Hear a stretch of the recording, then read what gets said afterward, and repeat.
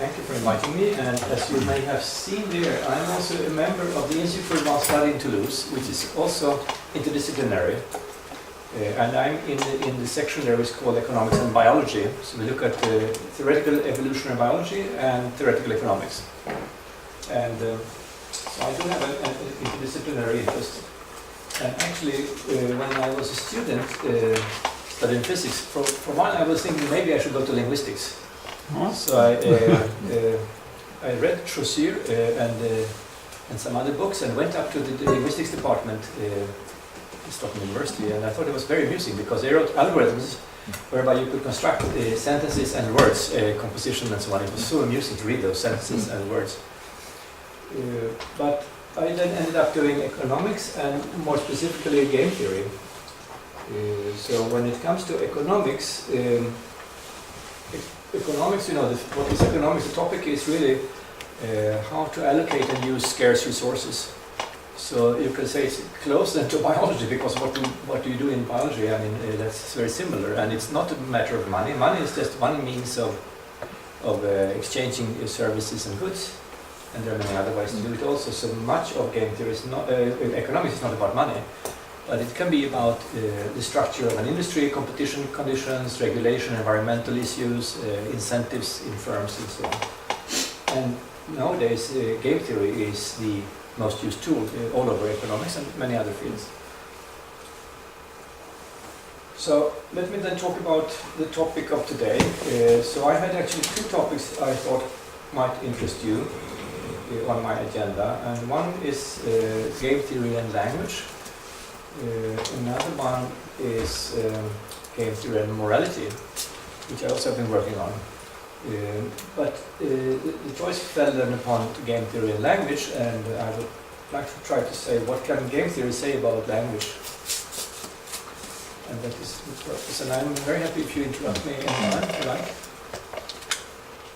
So if we look at human interactions, and I just mentioned a few in economics, let's say markets and so on, real people talk to each other, and if you are in a company and you compete with other firms, you're not allowed to write contracts whereby you monopolize the market to make deals. You know, you have to have there is anti-collusion laws in most countries, so you're not supposed to do that. But you can firms can anyhow collude and artificially maintain high prices and have a lot of profits. But in most human interactions, we also talk. And if you would think of economic machinery, usually there's nobody who says anything. You say, here's demand and here's supply, or here's a profit function, and these guys try to maximize their profit, and so on, as if people were not talking, right? And in many cases, there must be coordination problems. There must be multiple equilibria and rather many things. And then in practice, people talk.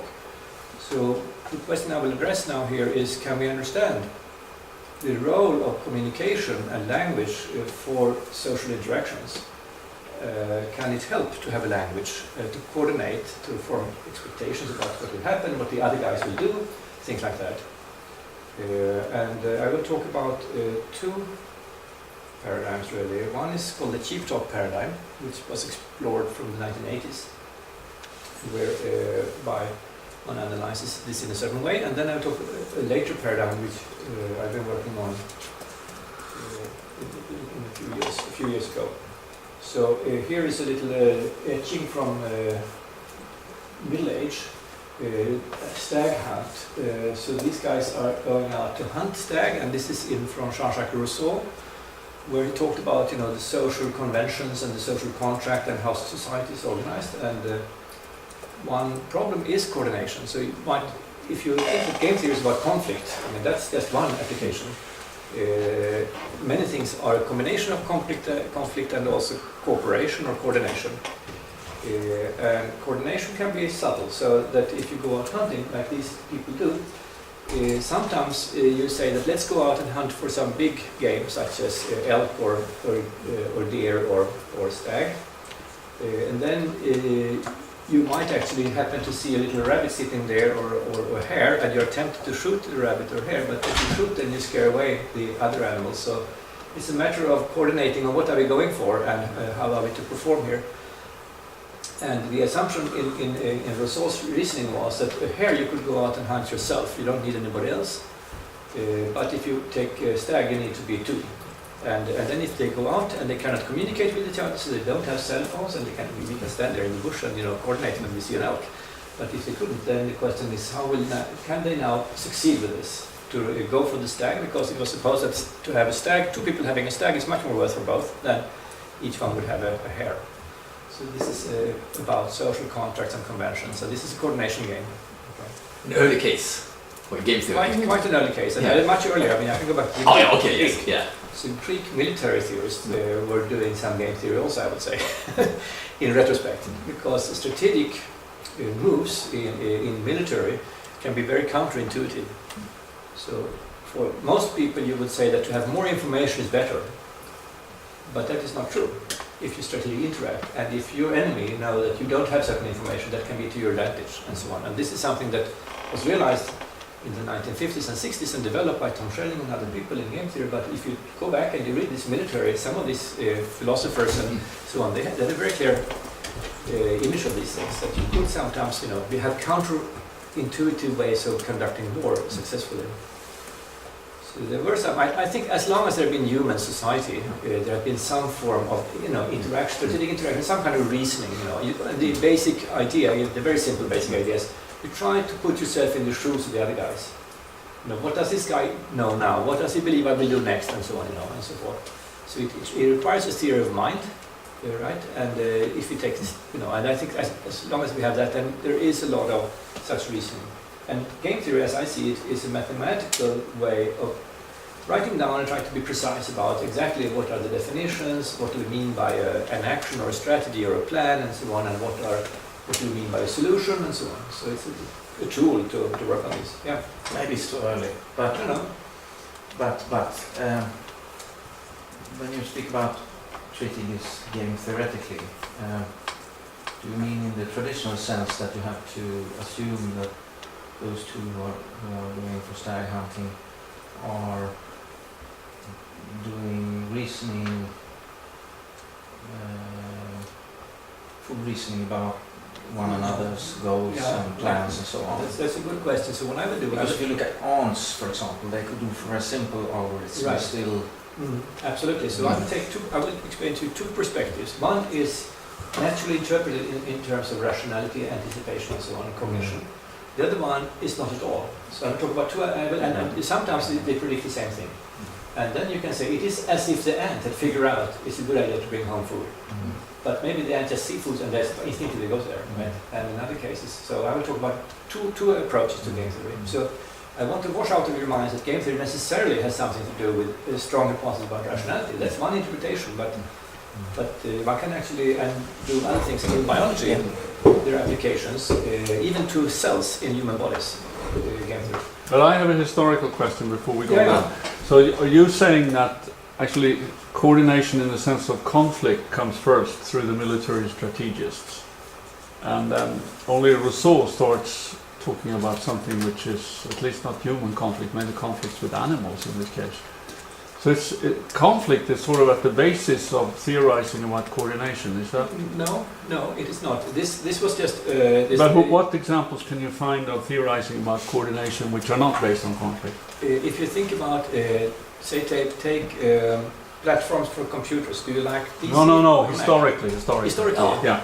Okay, I would say industrial conventions. That's long after Aristotle and you want to military. Talk about something very old. Yeah, before Christ. Okay, I'm talking about real history. Yeah.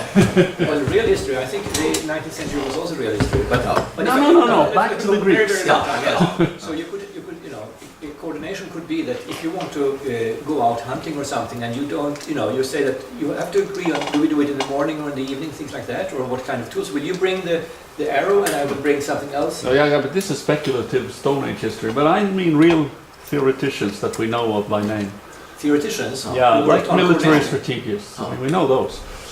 Who worked on cooperation or not? Yeah, right. But I agree with your assessment that the military strategists are a kind of theoreticians of this, but it's based on conflict. Not only. No, you have to have your own forces coordinated, but it's the goal is to to beat the enemy. Right. The goal is to win. But if I may say so, that I would like to postpone this discussion because we could go on very long. Okay. And I'm not an historian, so Okay, that's not my point here. Right.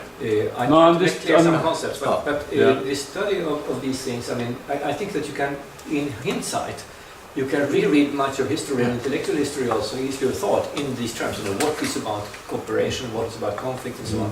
When it comes to the stag hunt, I think it is not important that they hunt. It is important that they can choose between different actions, and one action requires that both take it and then it will be successful with a high probability. The other action can be successful without the other guy doing it. It could be anything. It could be a collect nuts or something. If you have big nuts, maybe you have to help it. So it is not really a conflict that is at the essence of that problem. It's true that there is a conflict with animals because we want to catch the animals, but that is not the heart of the problem. So in this presentation then I will talk about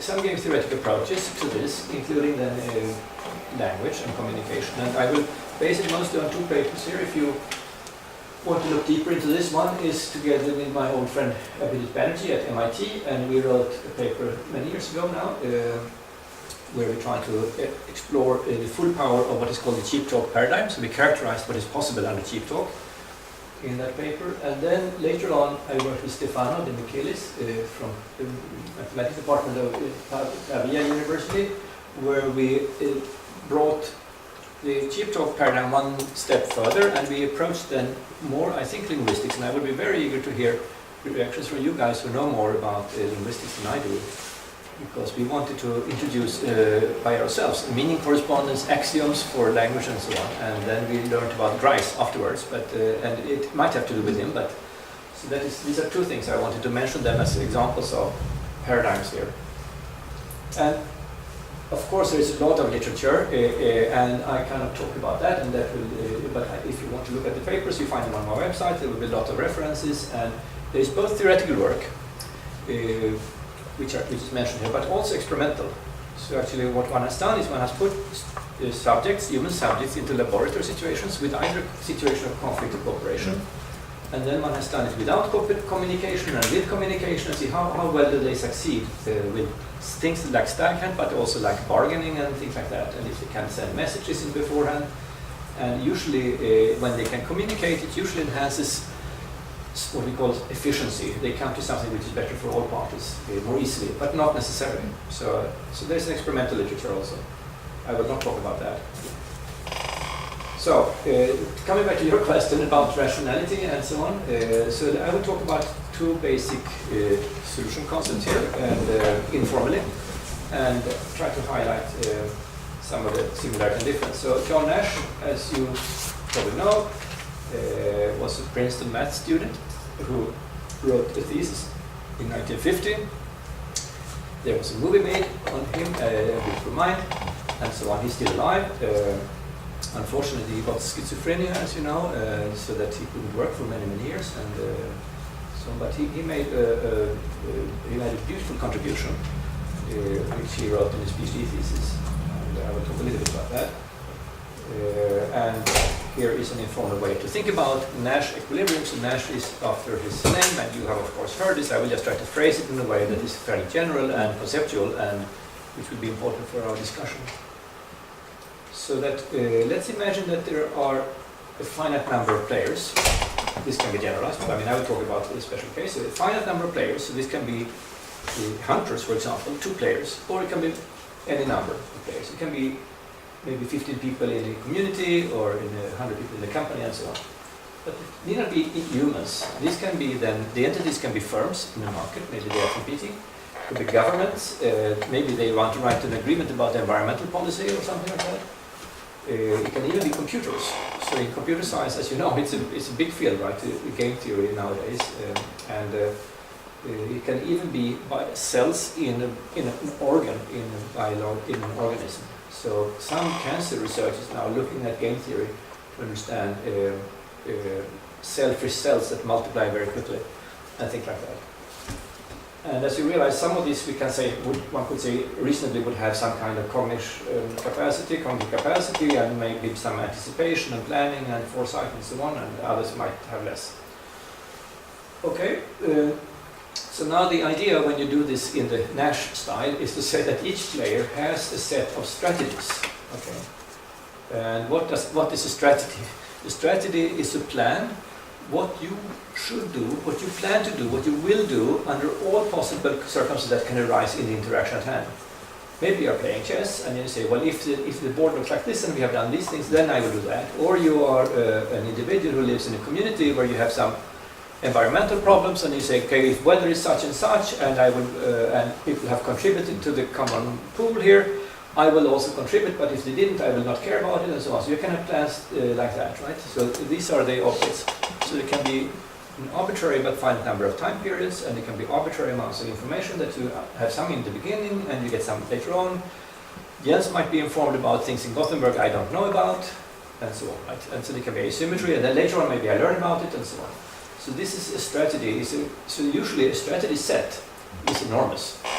So it could be contain millions or even billions or even more strategies in any reasonable real life situation. So these are extraordinary objects. But I would assume they are finite now. That's what John Nash also did. Okay. That is one ingredient. You have to say what can people. What is it that they choose from, or they do? They do strategies, right? And then the second thing you want to know is why are they doing these things? And then it's assumed that they have some goal function. So there is something that they strive to maximize. Okay. So this can be, if it's a firm, it can be the profit and so on. It can be utility, or if you're a government, you might care about the well-being in your country or the number of votes you will get or things like that. So it's assumed that you can summarize their preferences in terms of a goal function. Okay. So that means that they have to be transitive, so that if they prefer one thing over the other, and the other thing they prefer over the third thing, and they would prefer in a consistent way the first from the third, and so on, right? So standard things. But it's assumed that they have some goal function, and they want to maximize that. And this goal function does not have to be selfish. So it could be that I'm an altruist and I care about other people, and I'm interested in, and I try to anticipate how they will react to what I'm doing, but I'm interested in maybe in myself, but also how it goes for them. I could also be spiteful. So I also want it to be bad for other guys. That's possible. Or I could be indifferent. I could also have, anything that could be a goal function. I could care about the environment and other people might not care about it. So there is no particular assumption about selfishness here. Okay. Now, it's also allowed then that these players, when they choose a strategy, what to do in all circumstances, they could also randomize. So they can choose that I suppose I'm the superintendent in a factory.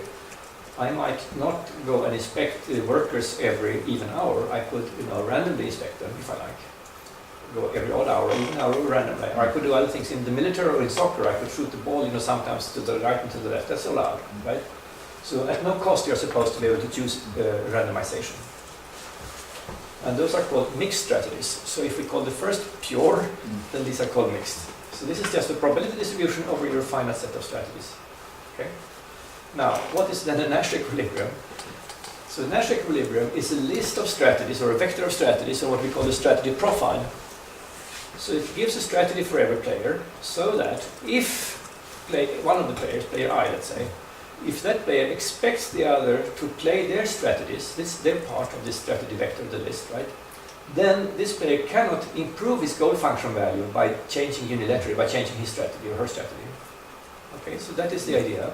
It doesn't say that they expect this. It said, if I want to say what now, an equilibrium, well, that would be a point where I don't have any, roughly speaking, an incentive to change my behavior, but it's a bit more subtle. So the exact definition is, if I would expect the others to do this, would I then prefer strictly to do something else? Then it's not a Nash equilibrium. Then we cannot say that is not a prediction of what they would do. They would change somehow then. A Nash equilibrium is kind of a rest point in such a thought process, or if you think that they try out by trial and error, and so on. So that is the idea of John Nash, right? It doesn't say it's optimal socially. It could be that we agree on something, or not agree, that we plan to do something which is an equilibrium, which could be quite bad for everybody. But given that the others are doing it, I cannot improve. There's something I don't understand. Why is the word mixed before strategy? A Nash equilibrium is a mixed strategy profile. because I wanted to use the paradigm I will use later here, and that is we allow for randomizations. A special case of mixed is that you set probability 1 to one of the pure strategies. Okay, so then, okay. Yeah, so I just So you get the most general case. this is just the most general case, Okay. but I mean, of course, in many practical cases, they will exist in pure strategies. You will take this plan, I take another time, fine. But I always think of that as mixed with probability 1, you do that, and probability 1. But I could also say I have some small probability of using something else. So that's why I wrote mixed here. And his existence theorem was for mixed strategies, because you don't always have Nash equilibrium in all games, in terms of pure plans. Simple counterexamples. So, but if you say that you randomize, there will exist at least one. And then I want to do some history of thought, because you are interested in that period. So, because this is an idea of mixed strategies, which I don't think most people know, but it started out in the 1920s that Emile Borel thought out the idea of zero-sum two-player games and mixed strategies for small dimensional games. He was thinking of that, wrote it in French. I have his papers in the French Mathematics Journal. And he gave it up because it was hard. He couldn't find what we call now a Nash equilibrium for arbitrary games. So he was an outstanding mathematician. So he gave up already for zero-sum two-person games. Okay. Then John von Neumann in 1928 in Göttingen, he gave a talk in 1927, it was published in 1928, which he called Spieltheorie or game theory, where he said, let's suppose there are two parties with opposing interests. So what is a win for one is a loss for the other. Let's call it a zero-sum game. They have a finite number of pure strategies at their disposal, right? Then he proved the existence of a saddle point. One is maximizing, one wants to minimize the score for the other guy. It's the same thing as he maximizes his own. Right? We think of it as a Nash equilibrium. So that was the first, I would say, mathematical full treatment of the case. And then there was Oskar Morgenstern, who was in the Vienna Circle as you know, in Vienna, and they were discussing then in the 30s with Karl Menger and these people, what do we mean by equilibrium? What do we mean by rationality? And he wrote a paper in 1937, translated into English, which you can find now, where he claims it's not possible to find a general definition of what is rationality and what is equilibrium that are always compatible. One can construct situations where you cannot maintain rationality and equilibrium at the same time. And if I had more time, I will tell about that a counterexample, but I will not do it now. But he then decided he should go during the war, because he was persecuted in the war, so he went to Princeton, where John von Neumann was, because John von Neumann was then the biggest person in this field. And then I think John von Neumann, he resolved that counterexample. I was thinking within a minute, actually, because I can tell you the example later on. But so the story was that we wanted to have a notion of equilibrium and rationality and make it somehow compatible. And this is the way that history took. Okay. Now another completely different idea was due to John Maynard Smith and George Price, published in Nature in 1973. Okay, so they thought of animals and plants. So this was not like humans who would have cognition and make plants. They were simply thinking about what can we do with Darwin, natural selection, if it is the case, not like Darwin assumed. Darwin assumed essentially that selection operates under an exogenous environment. So what is fitness depends on the environment, right? Which was exogenous. But of course, that is a good approximation sometimes. But usually, the environment for an individual plant is other animals and other individuals, and what they do depends on what's fitness enhancing for them. So we have something which depends on itself, so to speak. What is fitness for me depends on what is fitness for you. So and then he had the notion, then Maynard Smith, that it sounds a little bit like game theory is. So if we want to take Darwin from exogenous environments to endogenous environments, but the endogenous environment is also composed of creatures that are driven by natural selection, we have to go beyond classical Darwinian theories. In economics, this step was taken already in the 1950s and 60s, namely when you go from what we call perfect competition to imperfect competition.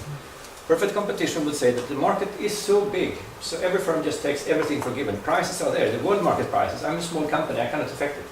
So I treat my environment as exogenous and I maximize my profit. Right? That is classical economics. It's called perfect competition. Then came imperfect competition with game theory. Well, maybe there are only 3-4 firms here, and what I do will affect their profit, and what they do will affect mine, and so on. And then you have something which is interdependent. So what is my profit will depend on what they do, and what they do will depend on what they think I will do, and so on. Okay, so this is what Maynard Smith wanted to do. So he started to write down some formulas, and then he was editor of Nature, the journal, and in came a manuscript from a young mathematician, George Price, with very similar ideas. And then Maynard Smith wrote to Price and said, why don't we put together our notes and write an article together? So that's what they did. So that's the article in 1973. And here you can see John Maynard Smith. I have met John Nash and Maynard Smith, but I have not met George Price. Here he is. These are eccentric British guys, as you can see, right? So he is a lot of fun. He is no longer with us, Maynard Smith, unfortunately. He has a great sense of humor and was an engineer by training, physics. Worked for the Royal Air Force during the war on the autopilot to stabilize airplanes, and now he wanted to stabilize natural selection processes. And he's quite a fun chap, and Price apparently was quite eccentric too, what I've heard. You can see his dress here. I think it's a zebra costume or something like that. And these guys, they had original ideas which were then provocative for biology and so on and so forth, but they turned out to be extremely fruitful. So, heuristically now, about what is then evolutionary stability. So here we don't assume anything about cognition. So we imagine now a large population of individuals who walk around and randomly bump into each other. When they do that, they have some interaction. They can be fighting over some food they have found or whatever, or they can be cooperating together to build something or go out hunting or whatever. And that interaction then, suppose we write it up as a symmetric two-player game. So John Nash said any n-player game, but we say symmetric two-player. So symmetric means that they have the same strategy set, and the payoff depends on what you do and what the other guy does, right? In the same way. So it's not that one is stronger than the weaker or whatever, it's symmetric. And then he said, let's think about them as symmetric interactions. So now we have a thought experiment here. Take such a game, and then we want to see which behavior would we believe would exist here, be robust to natural selection. Well, they said, it should be a behavior such that if initially all the animals would use that behavior in that situation, so they go out hunting or they do in a certain way, right? They use some strategy, pure or mixed. Suppose now that they do that, and then in comes a little population fraction of mutants, they call them. I mean, either it could be migration, or it could be that some people simply change their minds. So some small group of people in this big population, they do something else.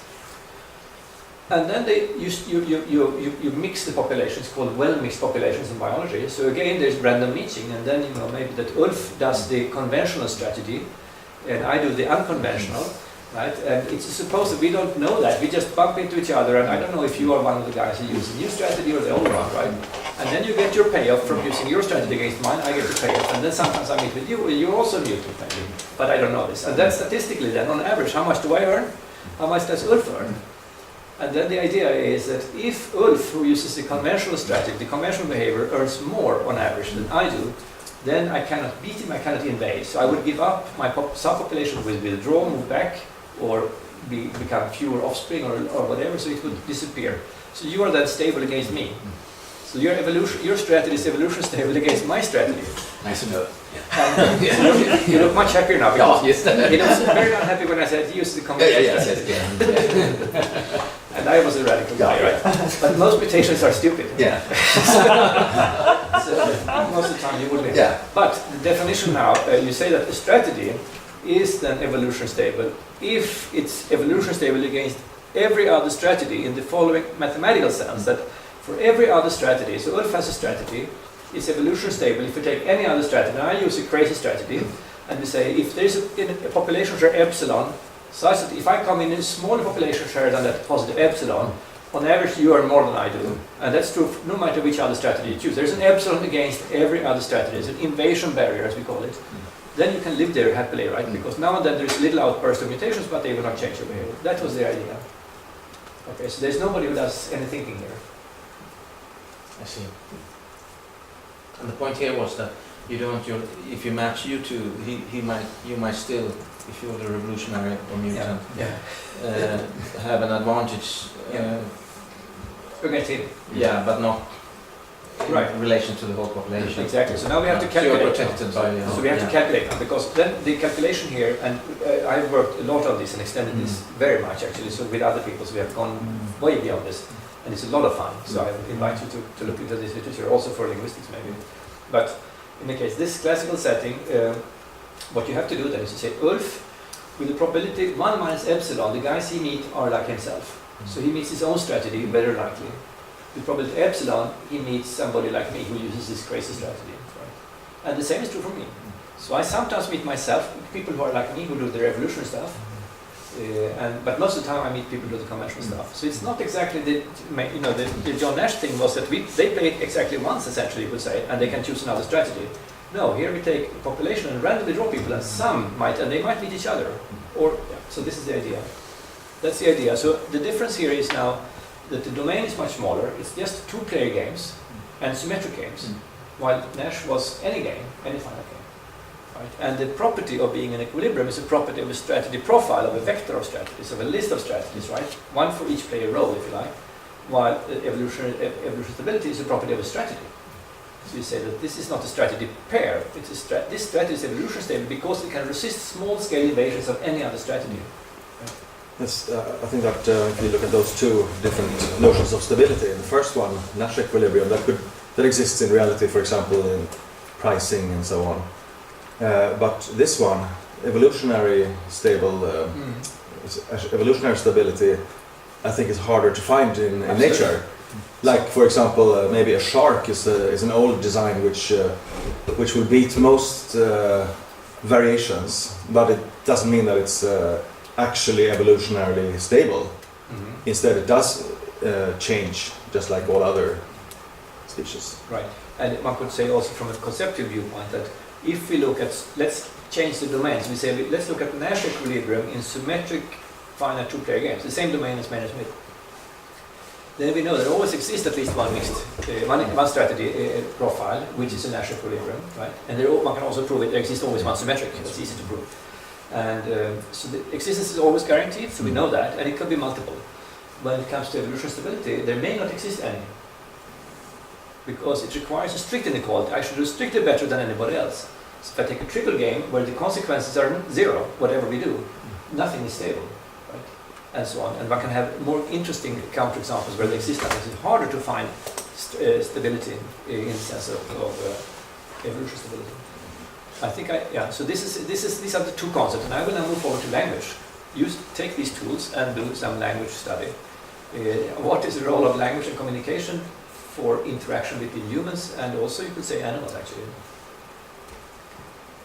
So let's go back to Rousseau's stag hunt just for recapitulation here.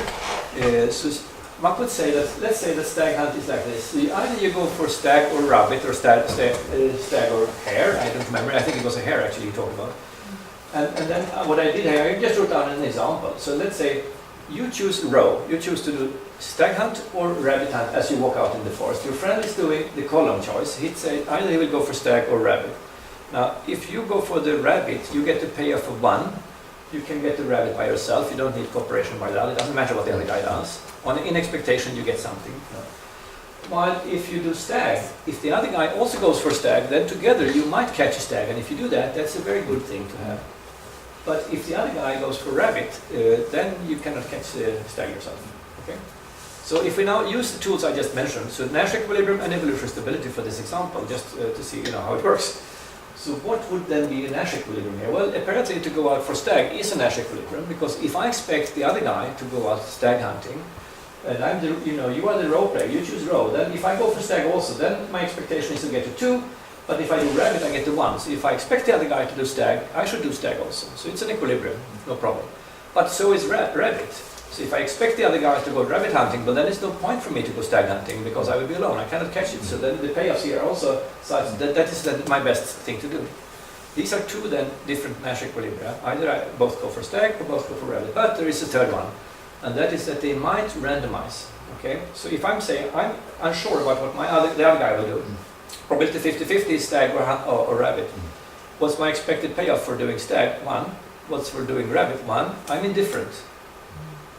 Okay, so one possibility is that I also randomize. I toss a coin. I don't know. I could do stag. I could do rabbit, but I could also randomize. If he says, Jürgen, what will Jürgen do? Well, maybe I don't know. He will do 50% one or the other. So I'm also different. So, and that then constitutes a pair which is also Nash equilibrium.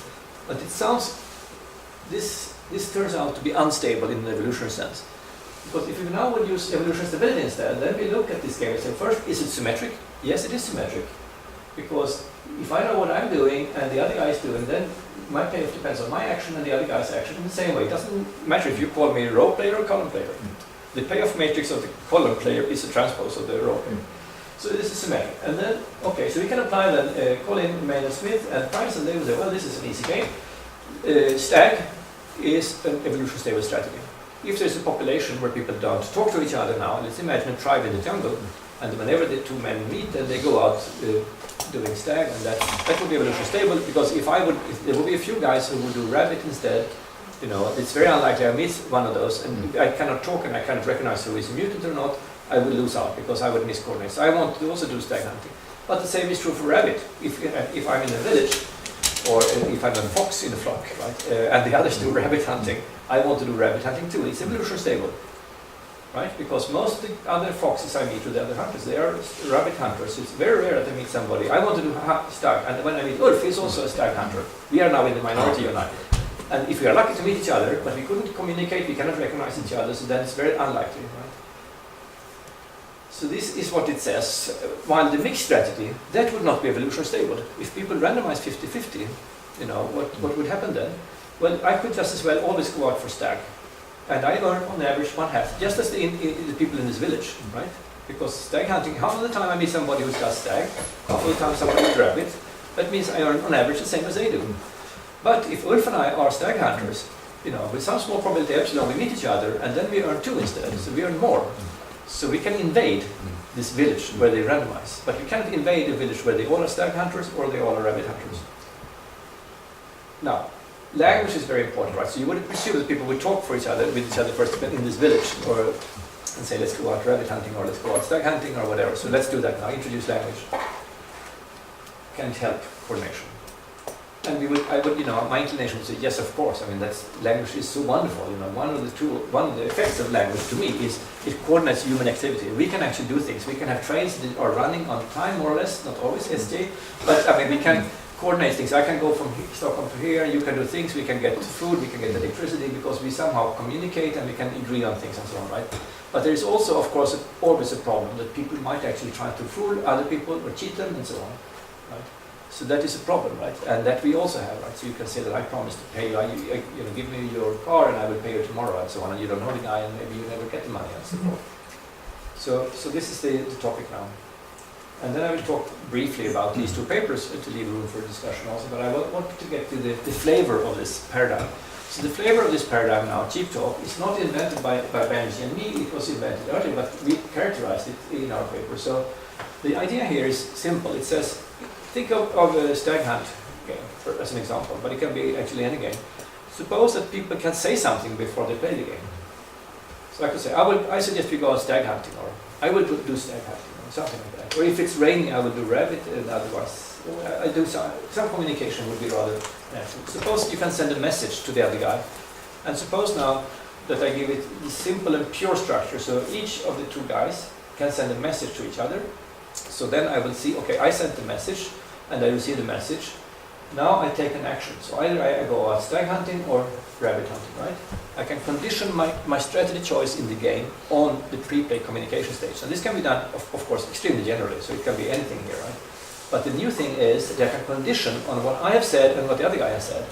So for example, if you both have said, let's go stag hunting, I can say, then I go stag hunting. But if I say I go stag hunting and the other says he says I want to go rabbit hunting, I might either do stag or rabbit or whatever. I mean, I can have different rules for choice there. And then one can wonder which of these would be equilibria and which of these would be evolution stable. Wait, they're only allowed to send one signal to each other? One message, yes. So they cannot, for example, answer. No, they can't answer here. Okay. But one can extend this actually, and so that you can have a sequence of messages extended back and forth. It maps rather naturally into this framework anyhow, so it doesn't change very much. But you're absolutely right. I mean, a realistic model would of course be that they can chat a lot and they can do many things and they can threaten each other. If you don't, if you shoot a rabbit, I will shoot you, something like that. But then I say then with John Nash, I say that's fine, but let's extend the game then. So there's a third strategy to shoot at the other guy, for example, and that you can send a threat, and and you can, is your threat credible or not? Will you really shoot? Will you punish the other guy? And so on. So one can do that, but what the paradigm of Nash paradigm is to say, include what you think is relevant, and then you have to stop at some point and say, no, this is the game, right?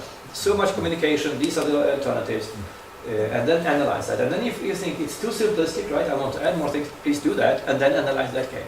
So I will take the simplest possible representation here, and of course there are more complex ones, and you're right then. So this is... Do you assume here that they keep their word? No. You don't, okay. No.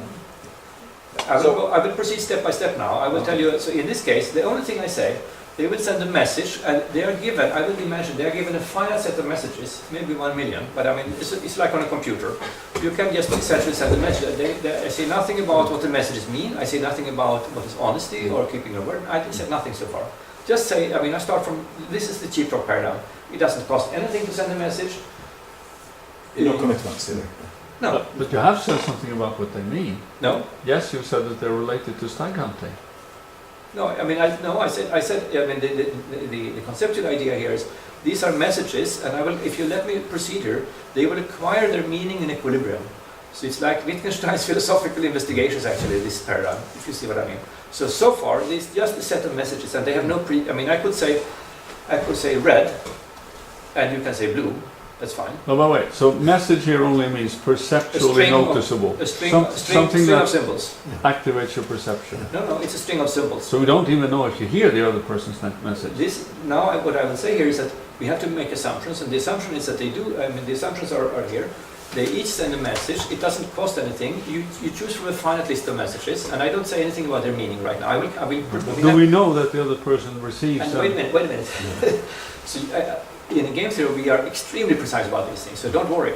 We have to specify everything, right? And maybe too much for your taste.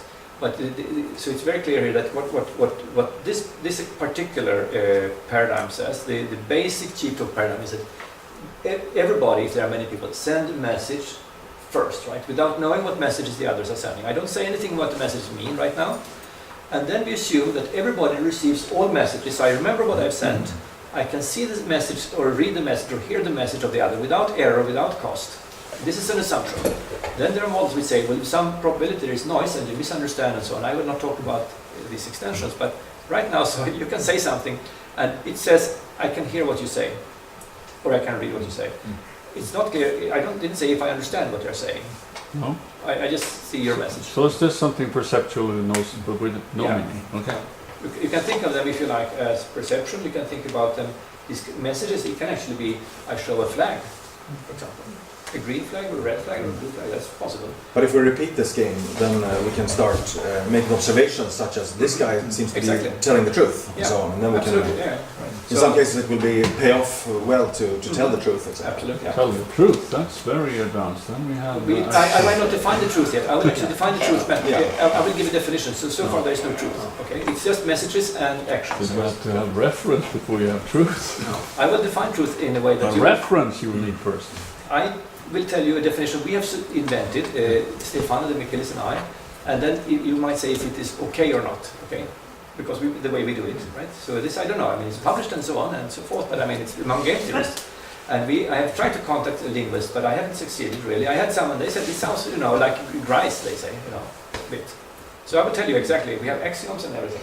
So let me proceed here now, from the simpler to the more advanced. So I start with the simplest, which is cheap talk, 2 players, simultaneously send one message each, and they can observe these or hear these, and then they can take their actions on the basis of what they have said and what they have heard. Okay, so that is the first paradigm I will talk about. Now, one can then show that if this happens, right, if you make a richer message sets, we have more things, more variations of what we can say, that does not make predictions easier in terms of Nash equilibrium. On the contrary, there will be more and more outcomes that are Nash equilibrium. Okay, and in particular social inefficient ones, so that the more messages one includes, the harder it is actually to obtain coordination with this paradigm. And what happens is that you can send a message, and one equilibrium is called babbling equilibrium. Babbling equilibrium is when people talk, nobody listens, and then they do what they used to do. Okay, familiar from some environments. And other equilibria are that they listen and they condition on what they say and so on. So what one can show, and we showed that in this study, that if one has a finite set of messages and we make it bigger and bigger, the set of outcomes becomes larger and larger, and it's a dense subset actually in the limit of the real line, spanning from the worst outcome to the best outcome. So there, even if we use more powerful things than Nash equilibrium. So actually this is a bit negative then, that this model of language doesn't say that we necessarily coordinate at all. So we cannot hunt any better with this model of language. But actually this tells us nothing. Look, if I go, now this is my signal to you. Well, why would we expect it to have any effect on the outcomes of what we go hunting for? Well, what we do then is we look at evolution stability.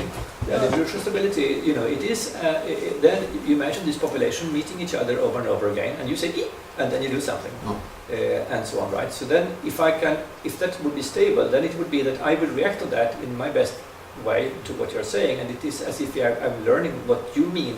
So in equilibrium, what this says is the meaning of the language comes from its equilibrium behavior. So if you say "e" and then you do certain things, right, and I do certain things, then that becomes if you like, the meaning of this message. So for example, I lean down to pick up a stone in order to go hunting. So E will mean leaning down. Yes, of course. But you'll never get to the stag hunt. But I just say we prove mathematically that you can get to there, but there are many more equilibria, and you must let me continue, Okay. if you don't mind. No. This is, I think, important because this is a logical thing. Because many people thought that if we do this, and we started with this was the literature started with this, then we will get somewhere. And it says essentially we don't get very much out of it. And then you say, well, we should do evolution stability instead of Nash. So I didn't say that yet, right? So if one does evolution stability, you actually do get something, but something much more complex than people had thought. So what it says essentially is that you get a tendency towards efficiency, and I don't want to go into technicalities here. So you get many possible outcomes, and if you have a rich message space, the only cluster point of outcomes is the socially efficient, and so on. So one can say more precise things, but it's still disappointing, because it's still possible that people will be babbling and not caring what others are saying and so on. So we don't get very far. I mean, I agree with you. This doesn't bring us very far. And therefore, Stefano and I, or it was actually I was disappointed, I was disturbed by this, because for a long time actually, I thought this is not a sufficiently rich model of language to give us anything useful. And I wanted to include then a meaning of language which would not be only acquired in equilibrium, but which would be given by the language. So we should come to a game with a language that is portable, which we can use for many contexts and which we know, and we have a culture of understanding that language. Can that help us?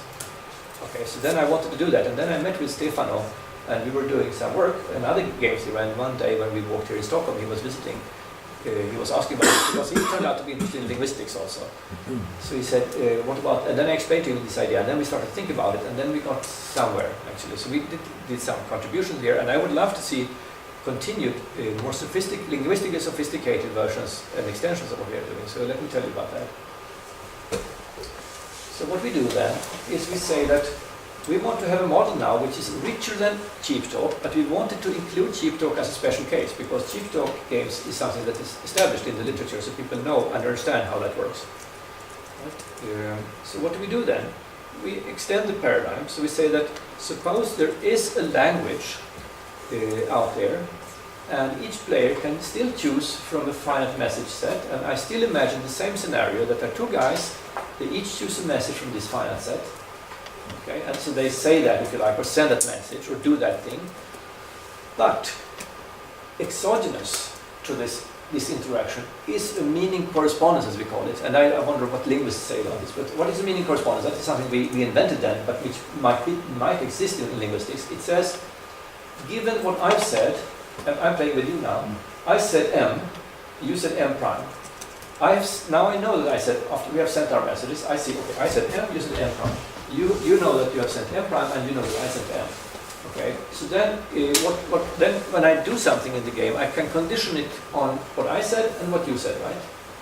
So that is still the same thing as in cheap talk. Yes, I can condition, or I can say I don't care what you said, or I say I care very much about what you said, and I also care about what I say. So now the idea here is to introduce what we call a meaning correspondence. And the meaning correspondence is a mathematical construction. It says, given what I've said, M, and the message I received, M prime, that should then define a subset of the strategies that I can choose from without lying or being dishonest. So it's just a correspondence is a set-headed function. So if I said I will set prime, I will go out stag hunting no matter what you say, then the natural language would mean that if I then don't go out stag hunting, I've been lying. Or if I say I will set the price at least 10 kroners per ice cream here, unless you set the price of 5. And if you say I will set the price 5, then I can set any price I like. But if you set more than 10, then I can only set more than 10 and so on. So one can think of messages being But you sent. have to make another assumption then, namely that what is being conveyed in the messages is going to be relevant for what you do next. Can you wait for my 2 axioms? Okay. So this is just the infrastructure. Okay. So it just says, one way to talk about it is Yeah. to say that there is a meaning correspondence. So it's, for example, there could be a message which says, we are going stag out, and I say, hi, it's a nice day today, I say to you. Then I would say the meaning of that is the full set of actions. I can go out stag hunting or not. I haven't said anything to you, right? I haven't lied to you if I say it's a nice day or good morning. Right? Okay, so I reduced the options. No. None. Yeah, I've said if I decide to do that. Or I could also say, I want to go out, I suggest we go out stag hunting. Then I've said something more precise, and if I wouldn't do it, you would be thinking I've been lying or misleading. But are we supposing that we have mapping one another's options in a sense? So because if we don't carry that on our So we take it that there is a common language and a common culture, so we share an understanding of the language, which of course we Yeah. don't do, because you could say something vague, right? Yeah. And misleading. And then but then we have in our model we have to define the set. So we could say that this is so vague, so it doesn't say anything. So then we say then the set, it's the full set. I can say that it is it's a nice day today, but blah blah blah blah blah blah. And then you say, well, what did he really say? So it's like information theory. You reduce the options of I do possible actions. not the options, but intentions. intentions. I just yeah, talk about intentions. intentions. Yeah. Then But they are plans and strategies in a sense. they are Somebody options. might want to cheat the other guy. He says, I will offer Ah. you the car, and you put the money here. Tomorrow the car will stand there, and so on. That he can say, right? And you can say, I don't believe, and so on. So this is the idea, and have this correspondence, and then we make an assumption, and that assumption is the following: we say that suppose there is this culture which says what things mean when you say them, right? Which is defined here. And we say, suppose then that people have an aversion against lying or being dishonest. But we take a very weak assumption. We say they have a lexicographic preference against dishonesty, which means that only if I get the same material payoff, I prefer not to lie. You could say that I strongly prefer to tell the truth, and therefore it's worth for me $1,000 to tell the truth rather than lie. Right? That's possible. But we wanted to do it as difficult as possible for language. So we said, suppose it's only lexicographic. So first and foremost, I care about getting a stag or a hare for dinner, or a rabbit, or whatever. Secondly, if I have a choice, and I can avoid lying, I will avoid lying. This is lexicographic orderings, which means that I first look at the material payoffs, and second, if I'm indifferent, I look at the dishonesty process. So that's what we assume here. So we tilt the table against ourselves then as much as we can here. So it should be as insignificant as possible. Okay, so that's what we assume. So this is we call lexicographic communication games.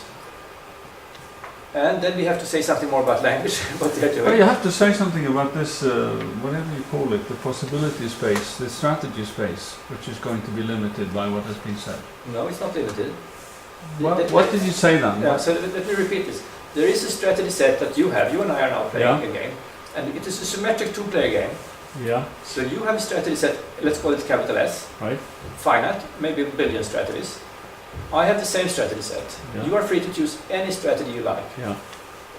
Rabbit hunting with this gun or that gun or whatever tomorrow, and if it rains. We're going to Mallorca, completely different from what the rabbit hunt is about.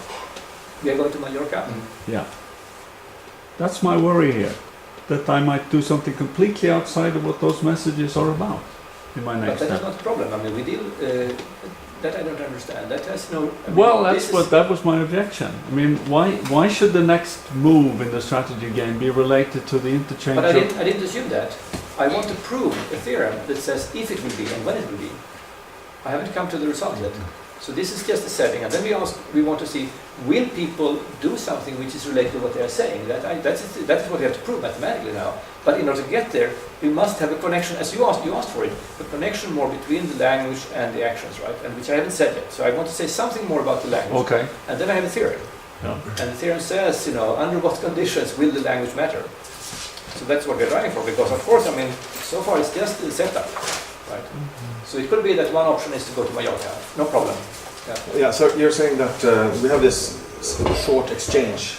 You say 2 messages, and then those. You send a message, I send a message, Yeah. that's it. And then that little dialogue will define an agreement, you could say. An agreement. That's an interpretation. Yeah, and an agreement is a set of strategy combinations that are considered to be consistent with that Exactly, little because it's with the language. So that it says that you listen to what I'm saying and you know what you said. That will say to you that what I could then limits, if Jürgen is telling the truth, it might limit, because I could also say something very vague. I could say I might go to Mallorca tomorrow, but maybe I go stag hunting, and then it is still the full set, right?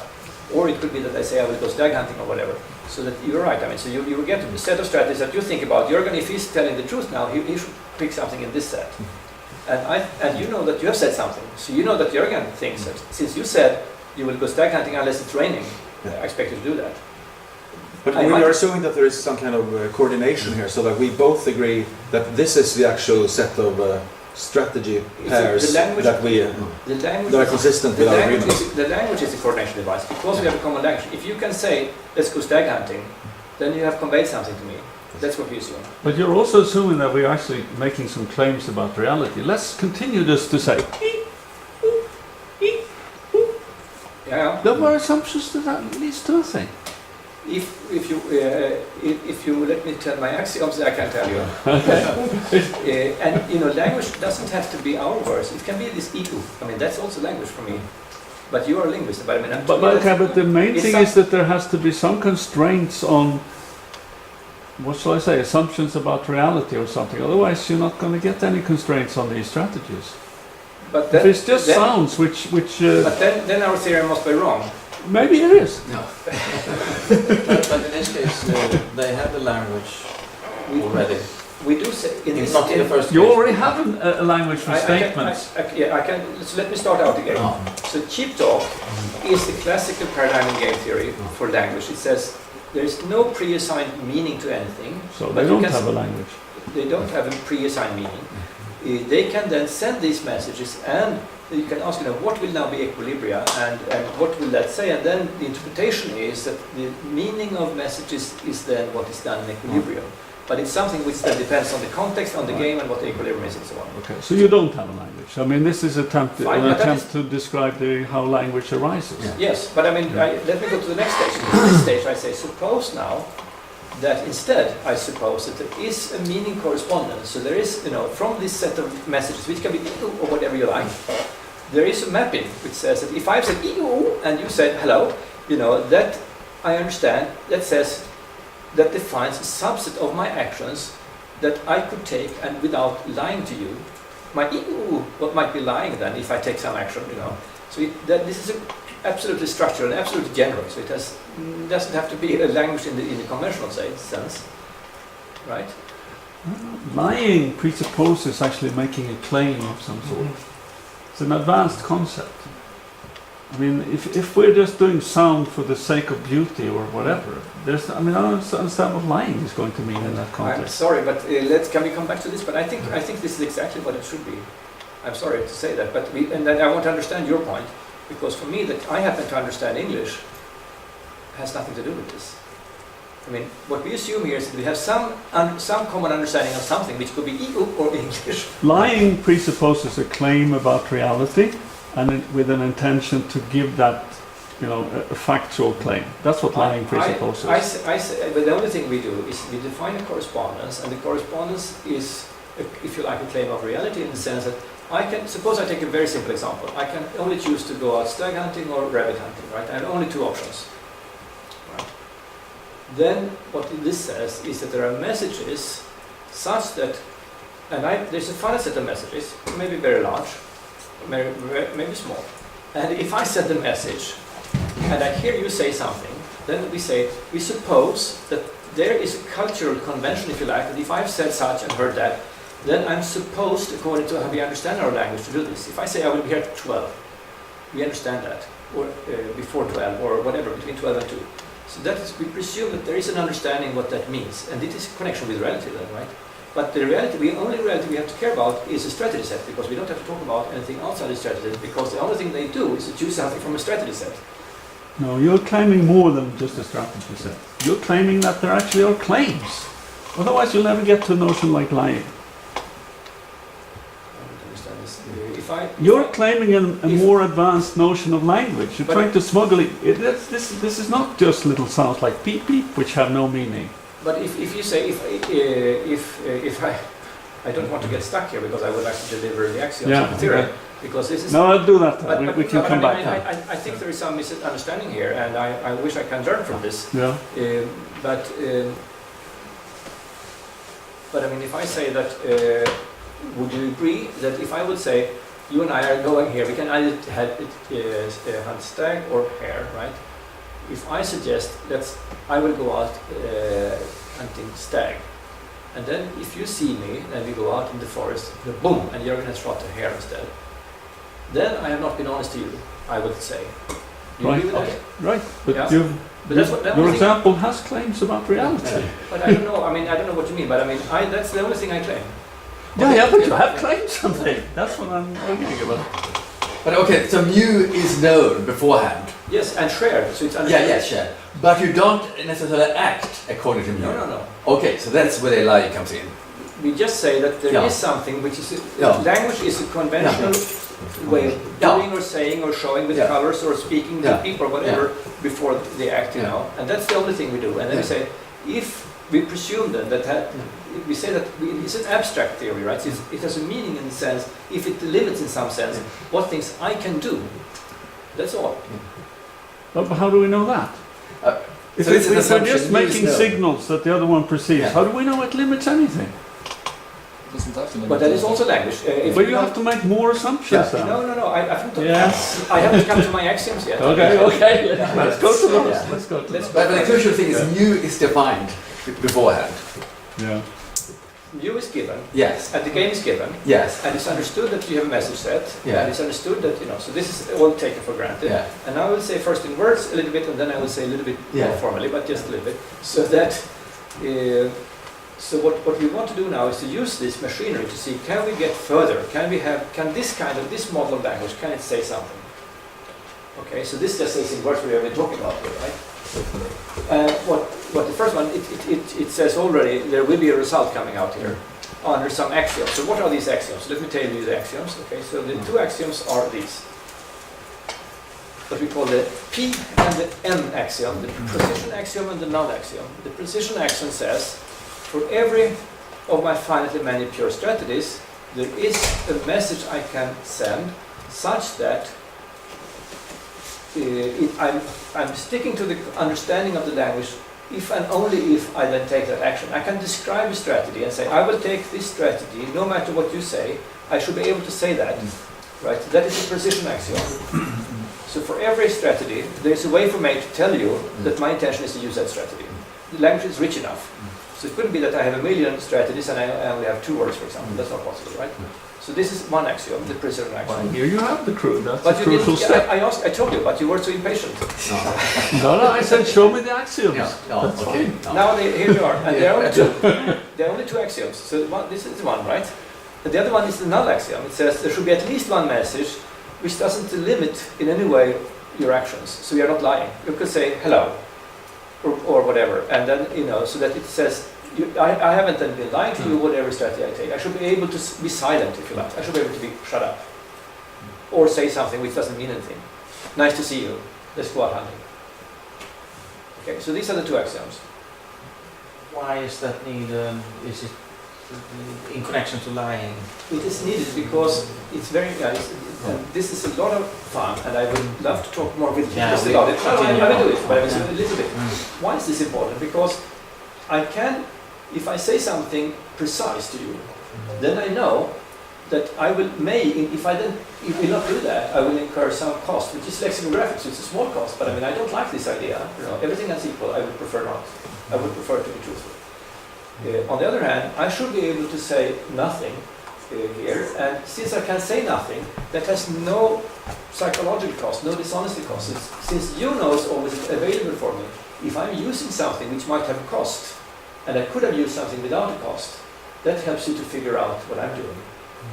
Right? So I mean, so this is a rather it's a key step in the proof of this theorem, which is I think I didn't state the theorem even. So it says that the first thing here, the proof in this is for any coordination game, and no matter how many strategies, and so on. And a key step is that. It's the following, that if you have such a game and you interact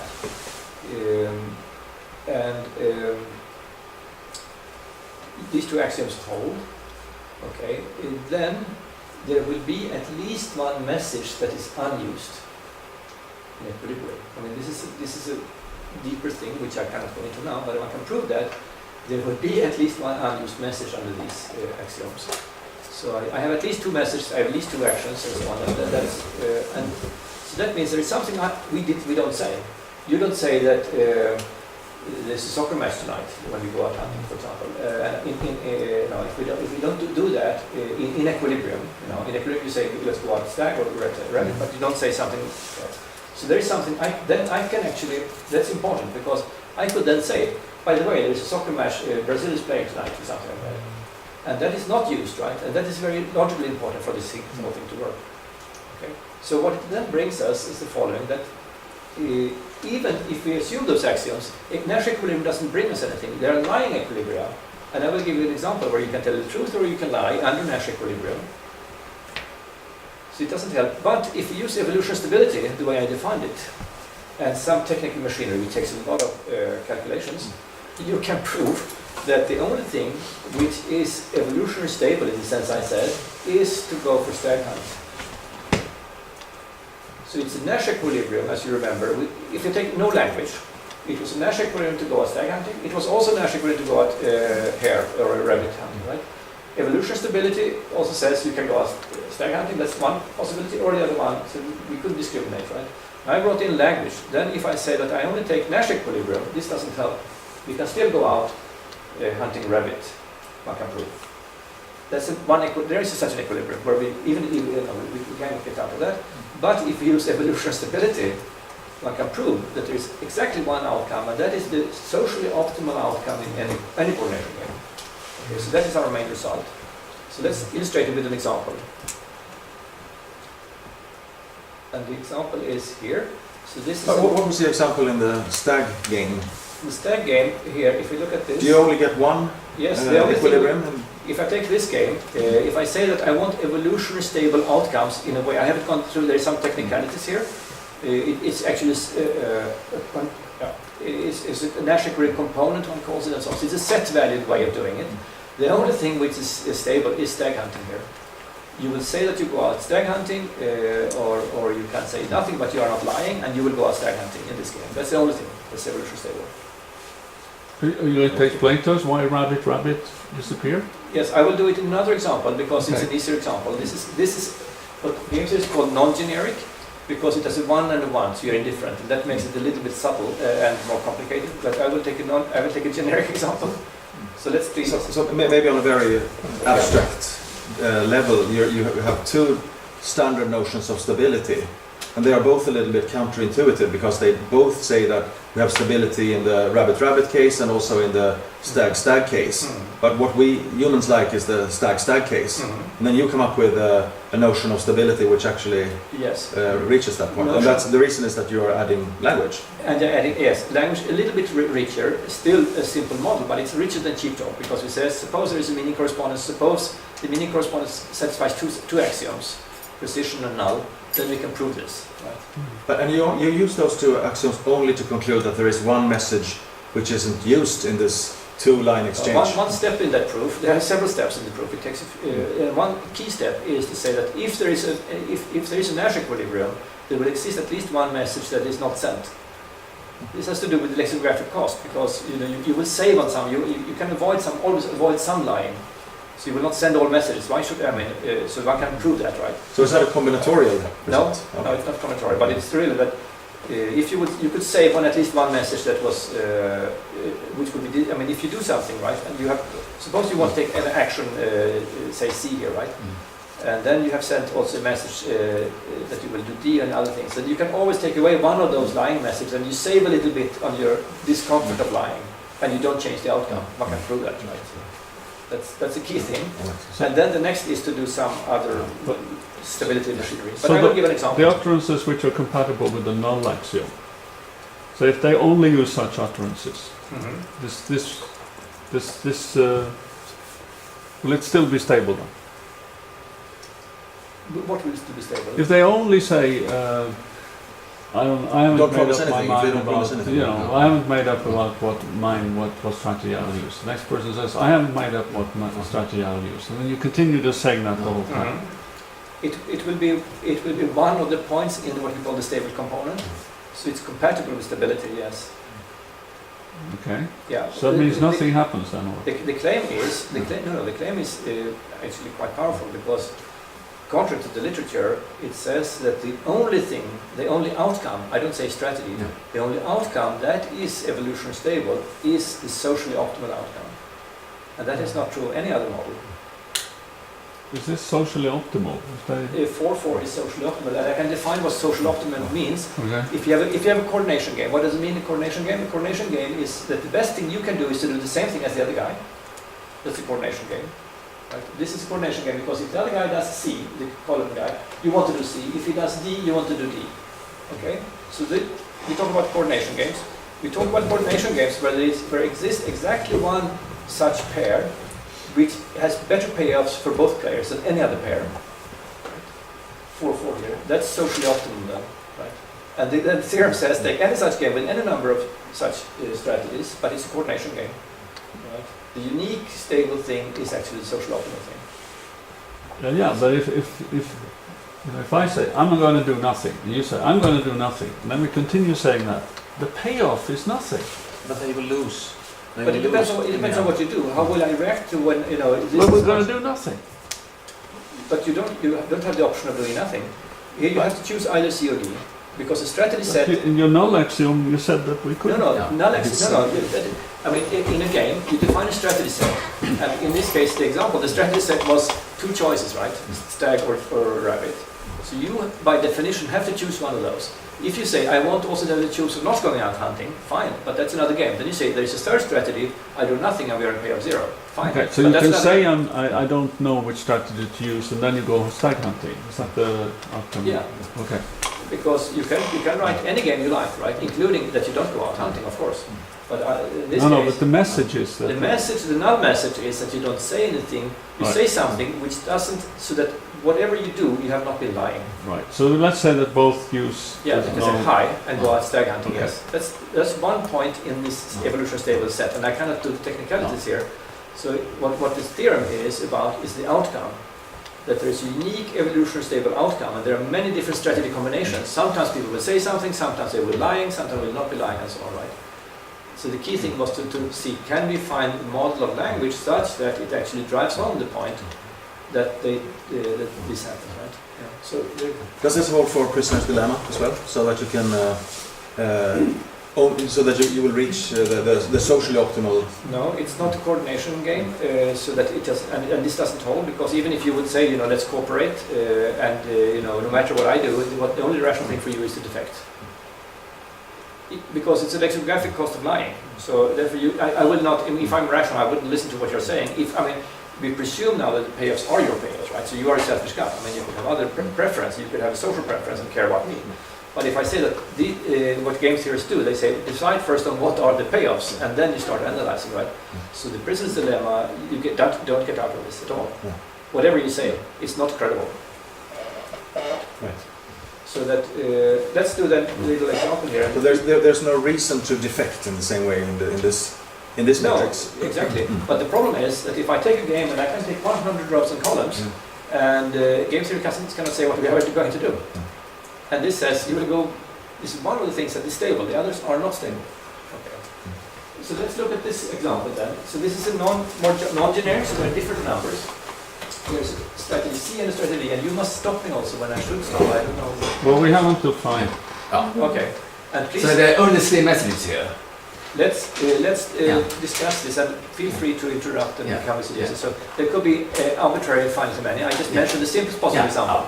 The simple thing would be only 3 messages here.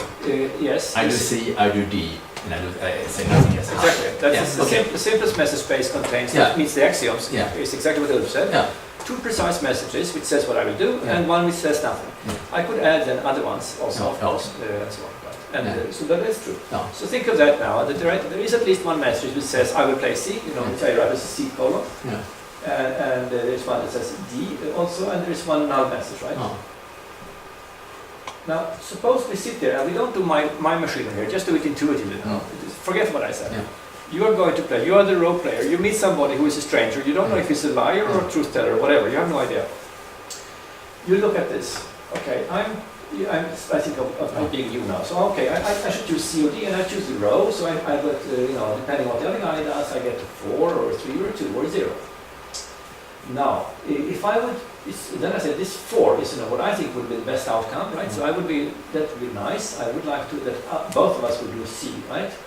Then we both get 4, and if the other guy believe I will do C, then he will do C, right? Because to defect from me to do D then there, he would have a loss, and he would earn 3 instead. So he has an incentive to do it if he believes I will play C, and likewise for me. But also D has this property, right? So if the other guy, if I would expect the other guy to do D for some reason, then I would also want to do D, right? Because I earn 2, and that's, otherwise I would get 0. Now, suppose this is a situation, and then you forget about what I said, and then you come to meet this stranger on the internet, and these are investment opportunities you will think of, right? And then he says, well, you know, hey, he says, you know, we have these investment opportunities to earn in million euros this money or whatever, and someone he says, you know, that I think you know, I will do C. Let's do C. That's the best for us both. And then and you say, fine, thank you, and you put down the receiver. You say nothing. Let's imagine. I mean, I do it very informally now. Would that increase your likelihood of doing C? Would it be more daring? Would it be more likely to do C or not? I just ask you from gut feeling now, not any mathematical analysis, just gut feeling. Yes. I would be a bit concerned, and I will talk with you now, okay? Because this is how you could, you know, this is fine, but I mean, you have to think carefully. Suppose you don't know this guy. You would say, either he's planning to do C or D himself, right? If he's planning to do C, then he has an incentive to say to you also to do C, right? But that is also true if he plans to do D. Suppose he was for some reason planning to do D. He has, you know, he would then, if he would make you move from D, you know, to 3. So, from a cynical economics viewpoint, don't trust that guy, because you cannot deduce his intention. So this is not. But isn't it in his interest also to play C to get 4 instead of getting 3? Absolutely. But this example is due to a Nobel laureate, Bob Aumann. Informally, he did this in just saying that even though this CC here is a very nice looking Nash equilibrium, right? But he says even if people would tell each other that they should do it, you know, one would believe, well, then they should do it. He says there's no reason to believe this, because you can still, you know, say that this guy might, you know, he might be playing D because he might be a bit, you know, he will get 3 or 2, right? And what do you know? I mean, he says I get at least 2, and he might be planning that, but he said, well, it would be good if I can make you move to C, because then I earn an extra. No. So, and you cannot, I mean, logically you cannot deduce this. So it could be that he's planning that. But you're somehow assuming that a different game is going on in the background then. I said, forget about what I said. This is not in our model. I just say, talk about it and think about it. How come our reason, right? Yeah. And there is a first instinctive reaction says, well, if they can talk and they say that, you know, play C here, C is a bit riskier, right? If you do C, right, you get 4 if he does, but you get 0 if he doesn't. So you're a bit scared. But now he calls you and says, let's do C, you know. You'll be reasonable, he says, and so on, right? And then you say click, and you don't know exactly how honest he is or anything. Then Bob Aumann says, there's no reason to believe this guy. So what we show then in our paper, Stefano and I, is that the only evolutionary stable outcome is actually CC. Then Bob Aumann said, you must be wrong. So we had an email correspondence for some time. And then he said, you're right. But because we, okay, so but now let's think about this. Let's think about the following. Suppose that I took the second bullet there. Suppose both guys say, let's play C, and they plan to play D, right? And think about the lexicographic game I just gave you. Would that be a Nash equilibrium? Could it be, in my model that I presented, that this will, that both of us, we say, let's play C, or I will play C, or whatever, let's play C, and then both guys do, they say that, and then afterwards both guys play D. They kind of, is that compatible with Nash equilibrium in this model? Let's think about it. So, what happens now is that you play this, you have been then lying, right? Because you said something that you didn't do. And hence you have a lexicographic cost. You have some discomfort, but it's small compared to material chaos, but you don't like it so much. Can you save on your discomfort? Well, there are other messages you could send. If you say that you send something else, you say that you say nothing. And then you play D again, right? What happens now, if you're the role player, the other guy could then either play D as you anticipated, or he could play C, but you just gain if you play C. So you have no reason to lie. So therefore, this is not an equilibrium in our model. It's not a Nash equilibrium. It's a Nash equilibrium for Bob Aumann, because he says, in his model, he does say, if people wouldn't care the least about truth, we say if they care lexicographically, this is no longer Nash equilibrium, right? So that's one observation, right? But I think in your definition of Nash equilibrium, you had some kind of reference to your beliefs in the other player. No, if there is a reason to believe that the other player would... No, there wasn't. My definition is the one I gave you to begin with. Yeah, that's the one I'm trying to recall. But, I will tell you what it is. So the definition of Nash equilibrium is John Nash's definition. And it says the following, that there is an interaction between two players now, right? And each player has to disposition a finite set, two actions, right? Two strategies. And there's some goal function, and the goal function values are given by the numbers, right? So we have everything here, right? You may randomize if you like. Remember now that what is a strategy for you? A strategy is what message will I send, and depending on what you have sent and what you have received, which action will I take? So it's actually a function. He thinks about the meaning correspondence. Yeah, but I mean the meaning correspondence, we can wait with that, right? So a strategy for you is two things, right? First, it's a message, and secondly, it's a function that maps all message pairs to some action, right? That's your strategy. Yes. And when I say Nash equilibrium, I mean, is your strategy such that there's no alternative strategy for you that could make you better off? And then comes the meaning correspondence, because it says lexicographically you could be a bit better off. You could save on some of the dishonesty cost. yes. But can you move to the definition of, there? Yeah, so I'm just thinking about the formulation there. If a player expects the others... If he expects, yes. No. This is an interpretation. Yeah, so I think it's a bit of a... Yeah, I didn't... when I read it, I think it's a bit... I thought it was a bit strange to refer to... Expectations? to expectations to the knowledge status of players. I mean, instead I thought that... I usually regard Nash equilibrium as some property of a game matrix, for example, rather than epistemic states of... You are right, and I actually sympathize with you. I wanted to give it more flesh here. But I mean, the thing it says, it's a strategy profile, such if the others play that strategy profile, and I don't care about your expectations, you cannot gain by playing anything else. No. That's the same thing. I said expectation, you're right. So it was, but you're absolutely right. And I think this is extremely important what you say, because that's how I think about game theory. It's too easy for us to project all kinds of interpretations to everything. And one has to be very cold-blooded and say, this is just purely mathematical definition, and I can dream about these expectations or conformity or whatever, but that's my interpretation, but I should stick to the pure math. And in pure math sense, there is no expectation. Yeah, you're right. But if these are humans and we think about them, this is one interpretation. So, now, do you agree with me that to say let's play C and then play D, that was not consistent with Nash equilibrium, right? What about the opposite? Suppose these guys say let's play D and then they play C.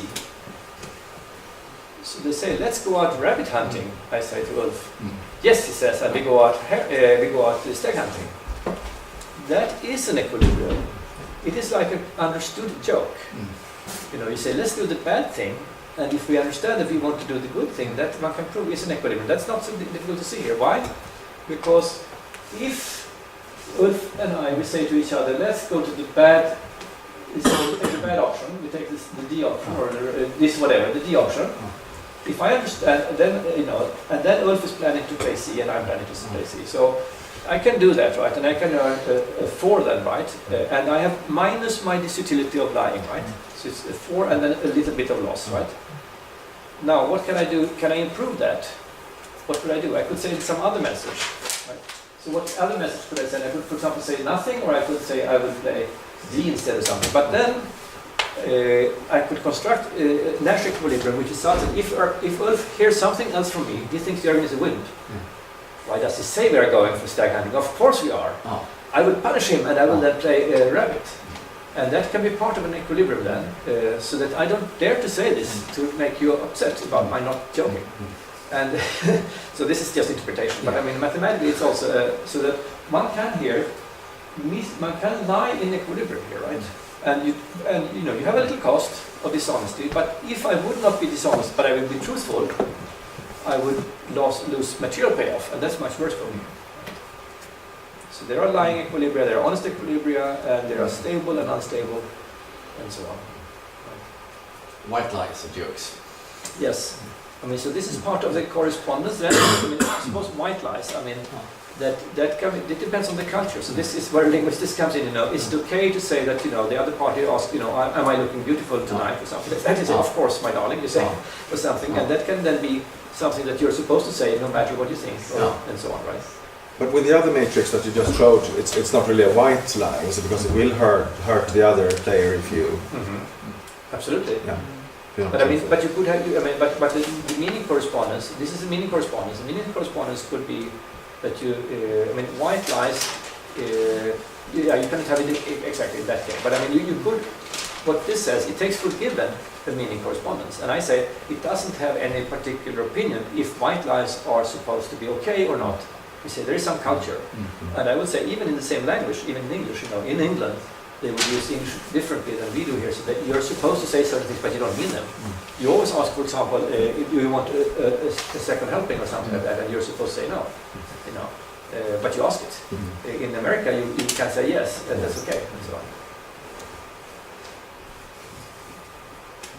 So did I land in reality now or not? No.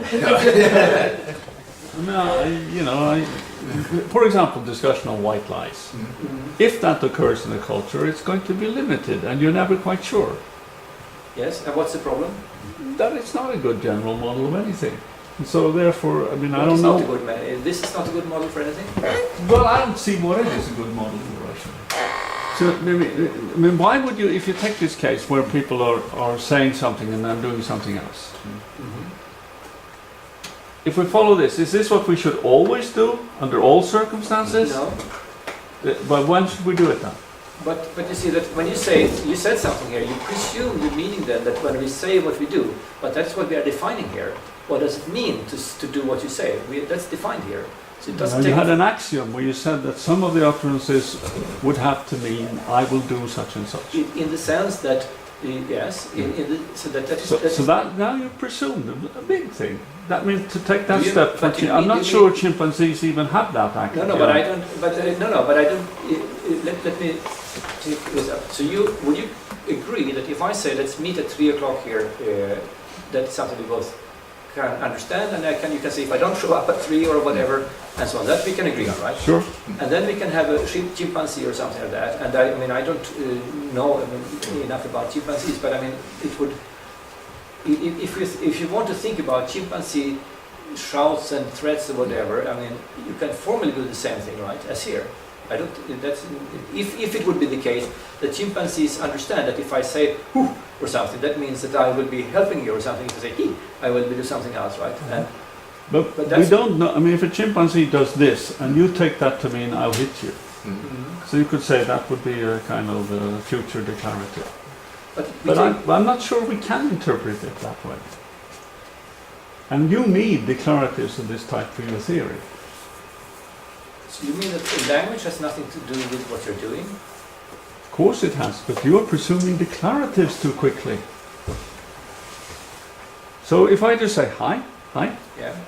What truth claims are we making? Then I don't make any truth claims at No, all. so language can have other functions than truth claims. I don't talk about all functions of language. I talk No, about but I am talking about all functions of language, and I'm claiming that we can have a lot of them without truth claims. what we say here. If you would say hi, then if you would take any one of the two actions, stag or hare, you have not been lying to me. You have not abused language in the way I understand language, and that I still think is correct. So you are presuming truth claims and declaratives. That's the whole discussion of lying presumes that. And there are other functions that language has that where those notions are not. But I don't understand your critique. You say this is not a model of everything. Is that your critique? Yes.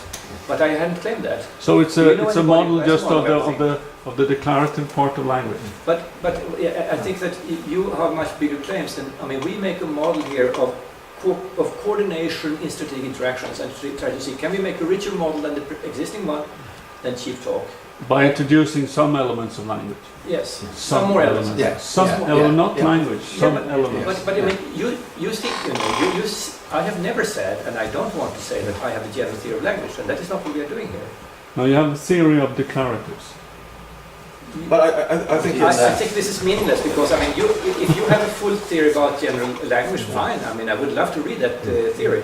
But we are just doing something. We try to understand game theory. If we add an element of prepaid communication, how can we do that to be can it have some effect on the outcomes? And then we say, let's do it step by step. We have the cheap talk paradigm. Let's add a little bit more structure, which we think, and we are not linguists, so you are linguists.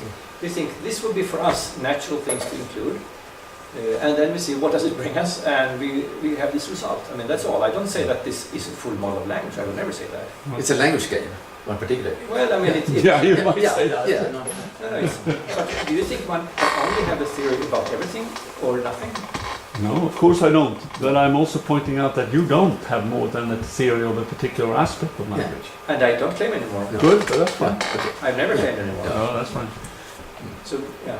Is that the Please point? read the question. No, but I just think that it's a very elegant model and very natural thing to do also, and that there's nothing, I mean, no risk exposure on your side. You're not sticking out your neck much at all, I think. Just like in logic, for example, you can assume that there are some letters and they can represent arbitrary sentences, for example. It doesn't mean that you have a full-fledged theory of language, of course not. Right. So it's nothing, I mean, to me it's not provocative at all. No, I think it's very elegant. It's not even clear if you have a theory about anything in language.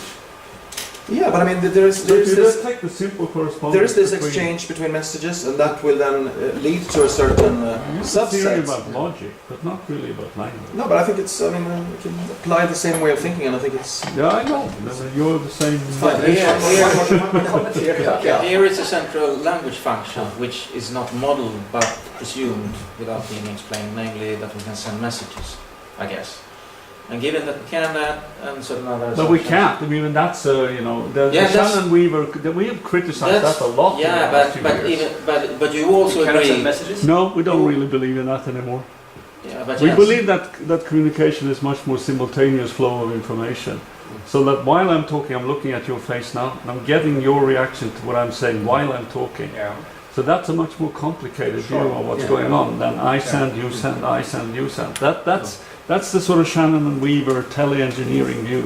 But I which think we this don't would really work believe if in you anymore. share information. No, well he doesn't talk about sharing. No, but I say that I think that you could prove the same thing. Maybe, I don't know. There are some models with, I mean, but usually they are sequential messages, so you send messages back and forth. Yeah. And then you say that some is simultaneous, but I mean, that is from a mathematical viewpoint not anything much different, because I think you could always decompose it into, say, a Poisson process, and then you could say the arrival times are probability 1 unique and so on.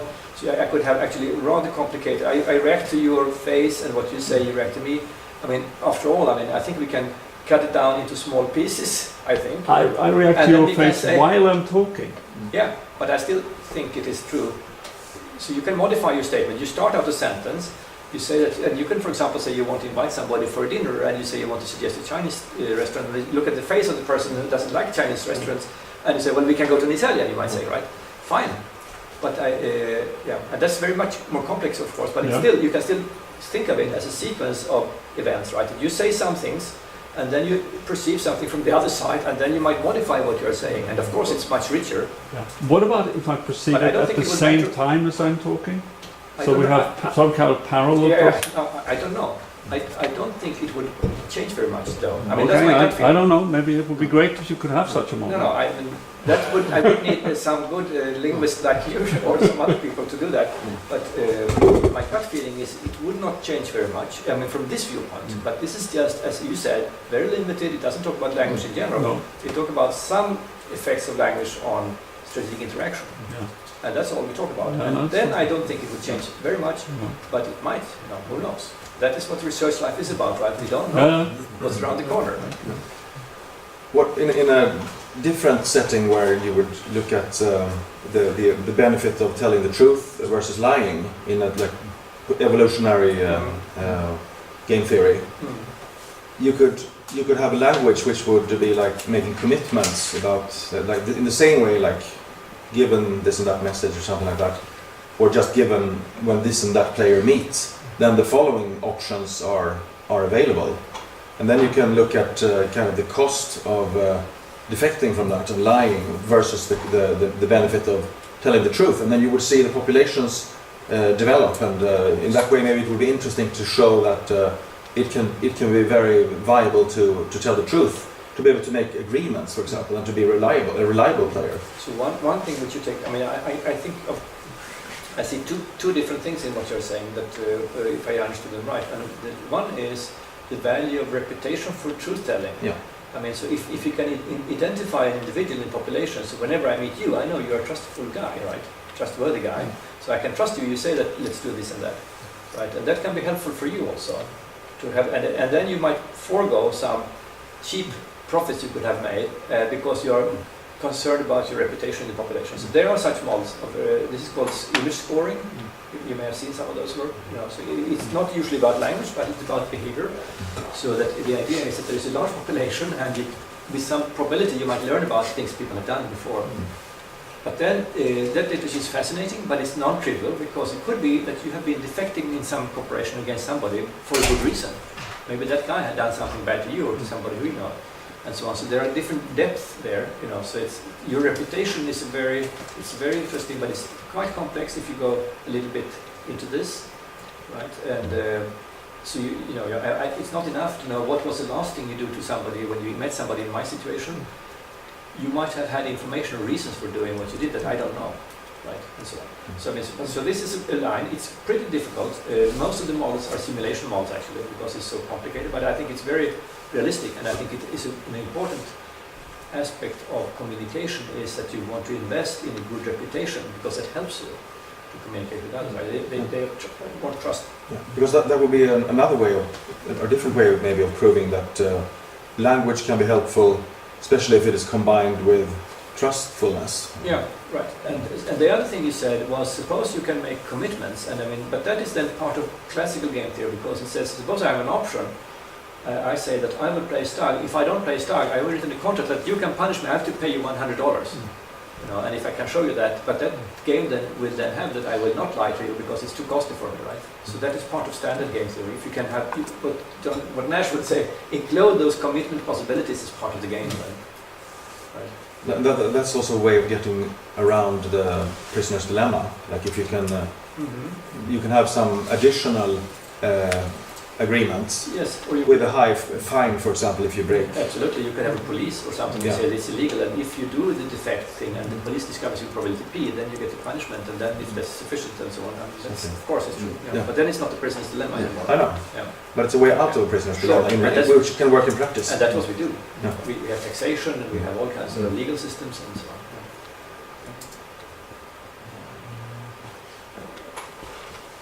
Here we have the proof of Social language optimality. being evolutionary. Can help you to make social optimal coordination, Yes. stabilize social optimal behaviors, yes. In this setting, right? Have you considered using it for turning it on its head and using that for explaining how language conventions Evolve. Yeah. That's what I would love to do, but then I would need to work with good linguists. how do, if you take this seriously and say that if there is a meaning correspondence, the question is, could that evolve from cheap talk?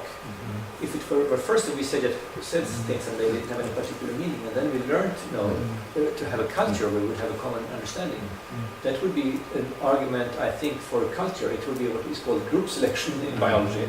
So in some group, if they develop a common understanding of a language and an honesty code and so on, that could help them then, right? You don't necessarily have to get group selection to get something selected. I think so, Selected yeah, function because for the group. the honesty correspondence is a group thing, right? It is a group of people who we say we have a common language, right? And that's valuable to us.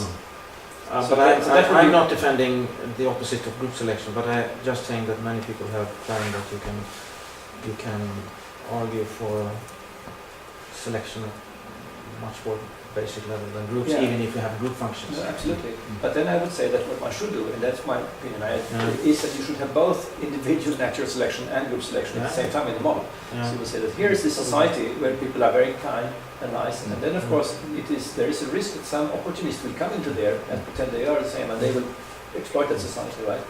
So one has to have both. You have to both have natural selection at an individual level for opportunistic misbehavior, and at the same time some element of group selection, right? So nowadays this has become part of biology. Actually, there were many years when you were not supposed to talk about group selection because Maynard Smith showed that this is nonsensical in the way that people talked about it, because they forgot about individual natural selection. But if you bring nowadays, people do this. They have sometimes two-level evolution. It's of course more difficult. But And I mean a little bit different thing as well, I think, than they might have meant. yeah, what did you say? I'm not sure. You have to show me.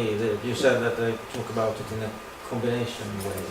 Yes. Do they see it as two forces driving new traits being exploited, or If you do it the following, if we say that Maynard Smith made a model which he called I'm just taking this down, I'm sorry. So Maynard Smith, he wrote down what he called the haystack model. Have you heard about it? Or? yeah? Well, I'm not very familiar with No, it. okay. I've heard But it. the idea is that groups are formed for a season or some period, Yeah. and then you happen to be bunched together with some other people, some good guys, some bad guys. Yeah. You go out there and you live in that group, and then there's individual selection. So if you're a nice guy and the other guys exploit you, they will exploit you then, and they will have more offspring, will be stronger and so on. But your group might be getting poorer from that, right? And then they go back to the haystack, and then everybody matches again and go out and do haystacks. Another paradigm is to say that these groups are like societies or cultures, and they sometimes have conflicts over resources. So in your group that you are in now, right, there is this individual selection which can favor some opportunism and so on. You are sometimes in a conflict with another group about some resource. And then the probability of winning that fight depends on how strong your group is compared to the other group. And the more you have cooperated, maybe you can be stronger. So there are two tendencies. One is always the deterioration within the group, and on the other hand, there is some selection for groups with good morals in some sense, right? Yeah, I understand that. So. And so on. So, Yeah, that's interesting. But that's very good news if it's allowed again to it talk is, about yes, absolutely. group selection, because I agree. I never heard any clear answer why it was forbidden. No, but it was Maynard Smith said so. He said, At one point. That was the reason. and he was attacking some people who actually did it in a way without thinking carefully about this individual element, the individual incentive to be opportunistic in a good group. And so they naively said that this group, people have a good moral and they do the right thing and so on, then they will be prosperous. And that doesn't work. Because there will always be, some mutations in the group, and some people will try to exploit it, and so on. You have to count for that. And he says but he made a very strong claim, which I think was too strong, because he said that's stronger and faster than the group selection, and therefore we knock out any group selection argument. And then for 20 years, nobody dared to write about group selection anymore, which I think was too bad, because I think one should let them both be there. Because I was saying in the beginning about Darwinism that individuals did what is best for the species. Which is completely wrong. Yeah. So I guess that was the action he was against. Yeah, absolutely. And that was a complete misunderstanding. Yeah. But for example, if you want to argue for the evolutionary advantage of language or of cooperation in general, I think it's makes sense to compare to groups of people, for example. And I think so too. I would not be, and I think you can. Nobody would be against it in the literature nowadays if you would do such a claim. And you are careful about these individual incentives and the group incentives. And some people who believe in this social brain hypothesis, and the reason why our brain has grown so much in volume since the chimpanzee forefather Yes, stage absolutely. is exactly I think so. cooperation I think there's and a lot also language. It's a lot to it, actually. Yeah. But if you wanted to look at some really simple linguistic functions and how they have developed, you could start by studying, for example, the communication of higher primates. And so they are giving each other signals about food. They are looking for partners to procreate, and maybe there are about 10 different contents of their kinds of signals. Okay, and they might do it in 100 different ways. So it's a fairly simple system. And then you could assume that human beings would also have that as part of their heritage. And then you would have to assume that over time some of those signals used by higher primates would have become more opaque. Okay, and that means that they become more conventional. So they are not given by causality or by homomorphism. So there is this linguistic assumption that there are 3 ways to carry information. Okay, so it's by causality, indexicality in the first sense, or by homomorphism, similarity, or by arbitrary convention. And arbitrary convention grows when the 2 other connections become more opaque. Okay, so there is something for you, if you can model that mathematically. I think I need help. I mean, I'm not a linguist. You need some primates. No, this can be done as a thought experiment. I understand that. Yeah. No, I think there are many things one could do. Yeah. But I think, and to understand the evolution of language as a group advantage, I think would be to me a very natural next step. So that's what we say at the end of this paper. That's one of the things we would be very eager to do. Very happily with other people, of course. But that would be interesting, so at least I would be interested to see what you do. Yeah, but I haven't done anything, so please write an email to me and we can chat about it. Yeah, we can do that. Everybody here, because I mean, there are so many things one can do, and these are not so easy also, so it takes a lot of thinking and work. Yeah, But I think it would be the first step would be some kind of idea about the theoretical model, but also you want to do perhaps empirical studies, so back it up with existing empirical studies or whatever. Yeah, and you could say that in different environments it would be more or less of an advantage to have a language. In some cases it doesn't matter. If everybody goes out by themselves doing whatever their business and there's no returns to scale, I would think language would be less important. Well, if you, for example, breeding, it's important to have a language. I mean, if you have kids together and you want to, it would be good to communicate. Or if you do some production where you have to be more than one person, I think also there, and so on. But sexual selection is usually done by males parading in front of a female, Yes. And then they show who is the most attractive somehow. And the woman chooses. Yeah. Yes, and what one guy who heard this talk, he said that probably you could think also in this case, and with language, that to excel in language can be attractive. If that's attractive to women, then that's like, your feathers, right? If you're a bird, if you can express yourself beautifully. But that's a lot later on this. Then that might have an advantage. So somebody claimed this actually seriously, a biologist. He said sexual selection can be driven also for language. Because you can impress, you can, write a poem, or you can be, would say intelligent, gay, and the other people are looking at you, and then you But there's this gossip is supposed to drive language also. Where's this Scottish ethologist, Robin something? There's a big book written about the role of gossip. And that was done while they were sitting there and, picking out the little louse and the, whatever.